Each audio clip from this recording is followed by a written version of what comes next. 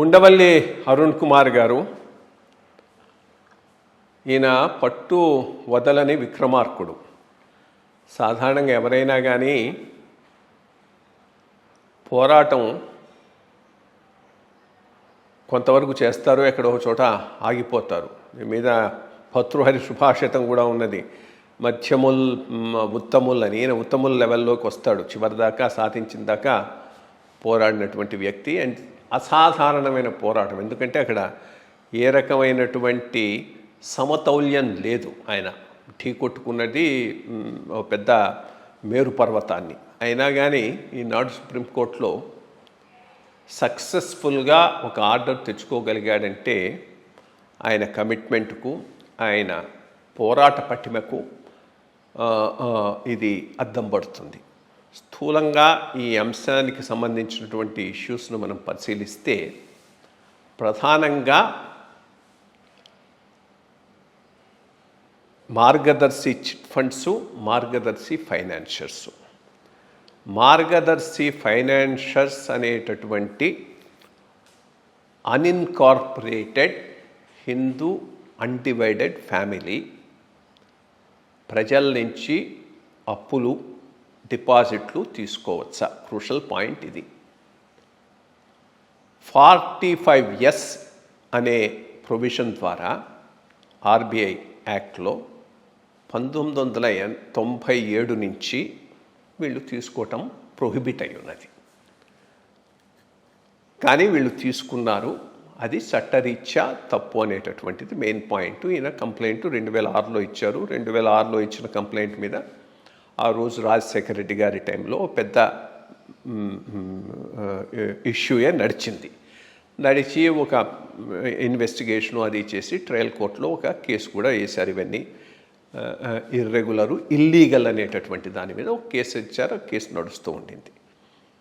నడుస్తూ ఉంటే మధ్యలో ఈయన ఈ డిపాజిట్లన్నీ తిరిగి ఇచ్చేశాను కాబట్టి ఇక్కడ ఇటువంటి ఇష్యూ ట్రయల్ కోర్టులో డిసైడ్ చేయటానికి లేదు అని హైకోర్టుకు వచ్చి హైకోర్టులో దాన్ని ట్రయల్ కోర్టులో జరుగుతున్నటువంటి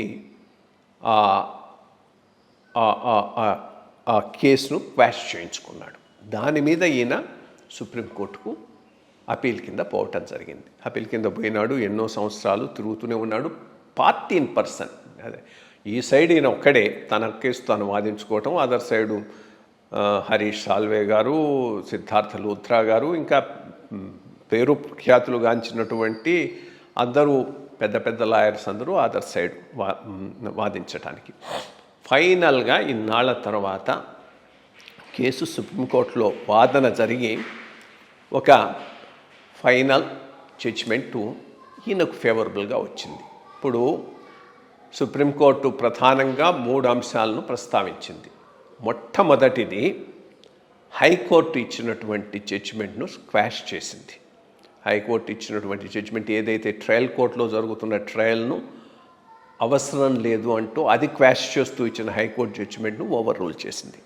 ఈ హైకోర్టు జడ్జిమెంట్ను ఓవర్ రూల్ చేస్తూనే ఇంకా ఒక స్టెప్ ఫర్దర్గా వెళ్ళి ఈ మొత్తం డిపాజిటర్లకు డిపాజిట్లన్నీ తిరిగి ఇచ్చారా లేదా అనేది చూడటానికి ఒక సిస్టమ్ను వేయమని హైకోర్టుకు చెప్పింది. దానికి ఎవరైనా లా ఆఫీసర్ని కానీ ఎవరినైనా వేసి వైడ్ పబ్లిసిటీ ఇచ్చి ఎవరైనా కనుక మాకు డిపాజిట్లు రాలేదు అంటే పోయి దానికి సబ్మిట్ చేసుకోవటానికి, దాని మీద ఒక రిపోర్ట్ తయారు చేయడానికి అవకాశాన్ని కల్పించింది. రెండోది, ఒక రకంగా అది లీగల్ టర్మ్ ఉంది అంటే కోర్టును అసిస్ట్ చేయటం. ఐ థింక్ ఎమియస్ క్యూరీ అనుకుంటాను, I'm not familiar with that legal term. ఆ రకంగా ఈయన నియమించింది ఉండవల్లి గారిని. అంటే ఈయన కోర్టును అసిస్ట్ చేస్తాడు ఈ మొత్తం ఇది ఒక పద్ధతిగా వచ్చేటందుకు.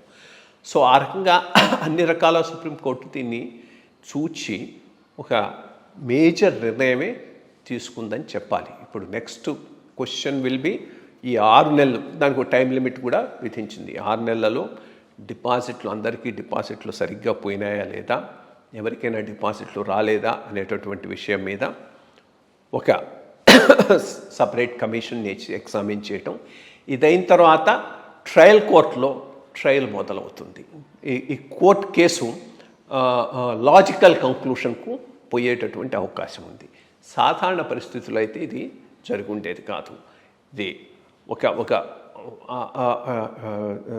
ప్రధానమైన క్వశ్చను, లీగల్ క్వశ్చను, మార్గదర్శి ఫైనాన్షియర్స్ డిపాజిట్లు తీసుకోవటం ద్వారా ఆర్బీఐ యాక్ట్ను వైలేట్ చేసిందా లేదా అనేటటువంటిది ట్రయల్ కోర్టులో తేలాల్సింది. ఫైనల్గా అది యాజ్ పర్ లా డిసైడ్ అవుతుంది. But law taking its own కోర్సును అబ్స్ట్రక్ట్ చేస్తూ ఇన్నాళ్ళు జరిగినటువంటి వివిధ ప్రక్రియలన్నిటికీ పూర్తిగా తెరబడింది.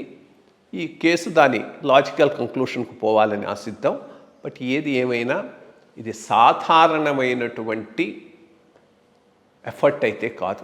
అసాధారణమైనటువంటి ఎఫర్టు, చాలా కమిట్మెంట్తో, పర్సనల్ విల్ పవర్తో ముందుకు తీసుకుపోయినాడు కాబట్టి ఈ స్థాయికి తీసుకొచ్చి దీనికి ఒక కంక్లూషన్ ఇవ్వగలిగారు. ఆయనకు తప్పకుండా మనం ధన్యవాదాలు జరపాలి. ఇది ఈ ఉండవల్లి గారి సుప్రీంకోర్టు కేసు గెలవటం మీద నా స్పందన. Thank you.